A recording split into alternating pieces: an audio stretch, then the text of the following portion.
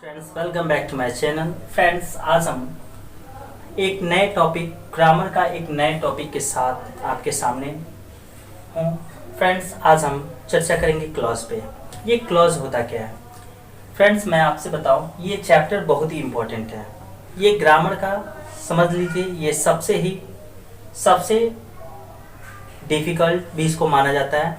अक्सर बच्चे कंफ्यूज हो जाते हैं क्लॉज का यूज़ हम कैसे करते हैं, ये बच्चे मैक्सिमम गलती कर बैठते हैं। आइए फिर देखते हैं क्लॉज। जैसे कि आज इस वीडियो में हम देखेंगे क्लॉज का पार्ट फर्स्ट आज हम स्टडी करने जा रहे हैं। फ्रेंड्स ये बिगिनर्स के लिए बहुत इंपॉर्टेंट है। मैं चाहूँगा आप हमारे साथ इस वीडियो के अंत तक बने रहें फ्रेंड्स। और यदि आप हमारे चैनल के लिए नए हैं तो चैनल को सब्सक्राइब करके बेल आइकन जरूर दबा दें ताकि प्रतिदिन का आने वाला वीडियो का नोटिफिकेशन आपको समय से मिलता रहे। आइए फिर इस चैप्टर को बिगिन करता हूँ। फर्स्ट ऑफ ऑल मैं चाहूँगा क्लॉज का हिंदी जो अर्थ होता है वो होता है उपवाक्य। ये भी एक सेंटेंस का ही एक भाग होता है, सेंटेंस ही होता है जिसमें एक सब्जेक्ट के साथ एक फाइनाइट वर्ब निश्चित रूप से होता है, क्लॉज कहलाता है। जनरली वैसे मैं लिख चुका हूँ, यहाँ पर लिखा हूँ such a group of words that forms part of sentence and has a subject and a finite verb or a predicate of its own is called clause। clause क्या होता है हम हिंदी में भी समझ सकते हैं। जैसे कि clause जो होता है शब्दों के उस समूह को कहते हैं जो किसी वाक्य का अंश हो। मतलब clause शब्दों का वह समूह होता है जो सब्जेक्ट या कह सकते हैं जो वाक्य का एक क्या हो, अंश हो, और जिसमें एक सब्जेक्ट और साथ ही साथ एक फाइनाइट वर्ब या अपने साथ ये प्रेडिकेट रखता हो, तो आपका ये कहलाएगा क्लॉज। जैसे आइए एग्जांपल के थ्रू आपको समझाता हूँ। जैसे कि लिखा है I shouted and he run up. मैंने चिल्लाया और वह भाग गया।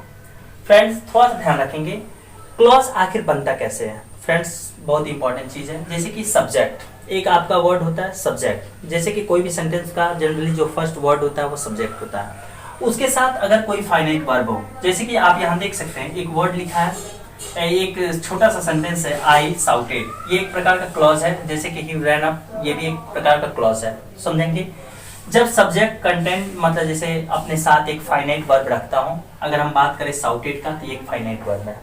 फाइनाइट वर्ब क्या होता है मैं अपने प्रीवियस वीडियो में ऑलरेडी अपलोड कर चुका हूँ। आप चाहे तो वहाँ से आप हमारे प्लेलिस्ट को चेक करते रहें, वहाँ आपको सारा चीज़ मिलेगा। तो देखिए चूंकि सब्जेक्ट और वर्ब ही मिलकर क्लॉज का निर्माण करता है। क्लॉज जो बनता है वह किसी सेंटेंस का सब्जेक्ट और विद एक फाइनाइट वर्ब होना चाहिए, वो क्लॉज हो जाता है। आइए फिर क्लॉज के काइंड्स के बारे में हम चर्चा करें। क्लॉज जो होता है जनरली 3 प्रकार के होते हैं। क्लॉज जो होता है वो 3 प्रकार का होता है। वो कौन कौन?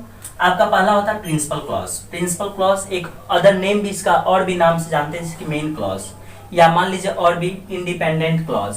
इन तीनों का अर्थ एक समान ही होता है, मुख्य उपवाक्य। इन्हें हम मुख्य उपवाक्य कहते हैं। प्रिंसिपल क्लॉज या मेन क्लॉज कहिए चाहे इंडिपेंडेंट क्लॉज कहिए, ये सब के सब एक जैसे होते हैं। इन सब का इतने हम नाम से प्रिंसिपल क्लॉज को जानते हैं, इसकी मेन क्लॉज कई लोग बोलते हैं इंडिपेंडेंट क्लॉज, जिसका हिंदी अर्थ होता है मुख्य उपवाक्य। और जो दूसरा जो होता है क्लॉज वो होता है आपका सबऑर्डिनेट क्लॉज होता है। सबऑर्डिनेट क्लॉज को हम डिपेंड क्लॉज भी बोलते हैं, जिसका हिंदी अगर हम बात करें तो इसको हम कहते हैं आश्रित उपवाक्य। ये आश्रित उपवाक्य अभी आप आगे जानेंगे ये है क्या। और जो तीसरा जो होता है वो आपका होता है कोऑर्डिनेट क्लॉज। कोऑर्डिनेट क्लॉज आपका होता है तीसरा। आइए फिर हम फर्स्ट जो आप यहाँ जैसा कि आप देख रहे हैं प्रिंसिपल क्लॉज या मेन क्लॉज या इंडिपेंडेंट क्लॉज को मैं डिफाइन करता हूँ। जैसे कि हम कह सकते हैं जो प्रिंसिपल क्लॉज होता है, जो क्लॉज स्वतः मतलब स्वयं सेल्फ पूर्ण अर्थ रखता हो, जो ऐसा उपवाक्य ऐसा क्लॉज जो स्वयं अर्थ रखता हो और यह किसी अन्य क्लॉज पर डिपेंड अर्थात आश्रित नहीं होता है, उसे हम क्या कहते हैं? Principal clause. हम कह सकते हैं कोई भी क्लॉज हो जो क्लॉज वह अपना स्वयं अर्थ रखता हो और यह किसी अन्य क्लॉज पर डिपेंड ना हो, तो इसे हम कहते हैं प्रिंसिपल क्लॉज। प्रिंसिपल क्लॉज को जैसे कि आप एग्जाम्पल के थ्रू आपको मैं समझाता हूँ। जैसे कि आप यहाँ देख सकते हैं आई मेट अ मैन, मैंने एक व्यक्ति से मिला। हु केम यस्टरडे, जो कल आया। आप देख सकते हो ये दो क्लॉज है। फ्रेंड्स अगर हम इसकी बात करें, आई मेट अ मैन, ये आपका है प्रिंसिपल क्लॉज। प्रिंसिपल क्लॉज ये सेल्फ अपने आप में एक पूर्ण अर्थ दे रहा है। आई मेट अ मैन, मैंने एक व्यक्ति से मिला। परंतु थोड़ा सा यहाँ समझेंगे, यहाँ पर एक वर्ड है हु की अगर हम बात करें तो ये पूरा जो सिस्टम है ये आपका है सबऑर्डिनेट क्लॉज। सबऑर्डिनेट क्लॉज ये आप कैसे जाने ये सबऑर्डिनेट क्लॉज है, तो मैं बता दूं। सबऑर्डिनेट क्लॉज जो होता है वह किसी कंजंक्शन से क्या होता है, अटैच होता है। ये आपका जो है ये हु जो है ये आपका सबऑर्डिनेट क्लॉज है, जो कि मतलब इतना समझे, प्रिंसिपल क्लॉज के बाद अगर कोई सेंटेंस अटैच हुआ और वो कंजंक्शन से स्टार्ट हुआ हो तो वो जनरली आपका क्या कहलाएगा, सबऑर्डिनेट क्लॉज। अगर हम बात करें प्रिंसिपल क्लॉज, ये सेल्फ अपने आप में पूर्ण अर्थ देता है। ठीक है, फिर आगे आइए फिर बात करते हैं। आप दूसरा यहाँ देख सकते हैं सबऑर्डिनेट क्लॉज। सबऑर्डिनेट क्लॉज का हिंदी होता है आश्रित उपवाक्य। थोड़ा सा इसको समझेंगे। जो उपवाक्य मतलब जो क्लॉज अपने अर्थ को, जो क्लॉज अपने अर्थ की पूर्णता के लिए, मतलब अपने अर्थ को पूरा करने के लिए मेन क्लॉज या किसी अन्य क्लॉज पर क्या होता है, डिपेंड होता है, मतलब आश्रित होता रहता है, उसे हम क्या कहते हैं, सबऑर्डिनेट क्लॉज। मतलब ऐसा उपवाक्य जो अपने सेंस को, अपने अर्थ को की पूर्णता अर्थात उसको कंप्लीट करने के लिए किसी अन्य क्लॉज पे क्या हो, आश्रित हो, तो उसे हम क्या कहते हैं, हम उसे बोलते हैं सबऑर्डिनेट क्लॉज। चलिए हम बात करते हैं। अगर हम बात करें ये सबऑर्डिनेट जो क्लॉज है वह प्रिंसिपल क्लॉज पे आधारित है। इसका मीनिंग कब होगा, जब आपको ये पता होगा। जैसे कि आई मेट अ मैन, मैंने एक व्यक्ति से मिला जो केम यस्टरडे, अर्थात I met a man who came yesterday, मैंने एक व्यक्ति से मिला जो कल आया। आइए फ्रेंड्स थोड़ा सा ध्यान रखेंगे, सबऑर्डिनेट क्लॉज का कुछ एक डिफरेंट कॉन्सेप्ट है।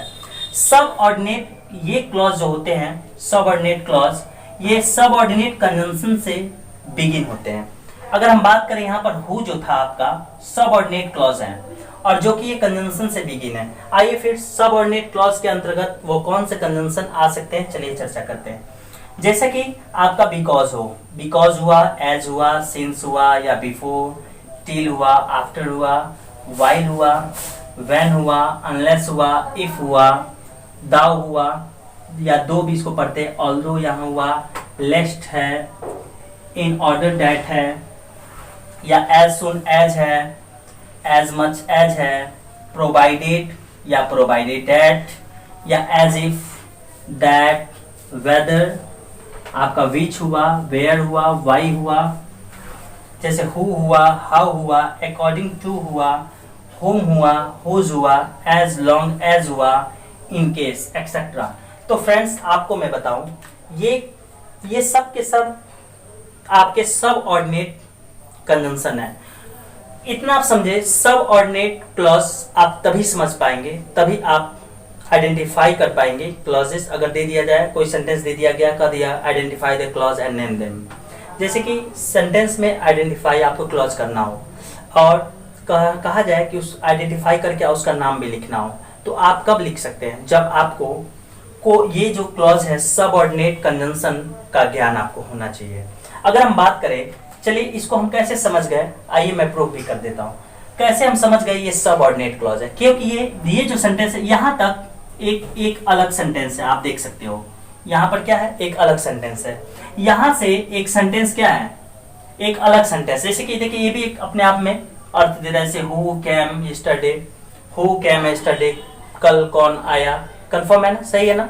लेकिन थोड़ा सा ध्यान रखेंगे, जब दो सेंटेंस किसी क्लॉज से क्या हो, अटैच हो, और थोड़ा ध्यान रखेंगे, अगर आप ये सब चीज अगर दिमाग में रख लेते हैं तो आप आसानी से पहचान लेंगे सबऑर्डिनेट क्लॉज क्या है। सो फ्रेंड्स ये एक छोटा सा वीडियो था, मैं चाहूंगा आप एक इसका स्क्रीनशॉट ले लें। फ्रेंड्स बहुत इंपॉर्टेंट चैप्टर है।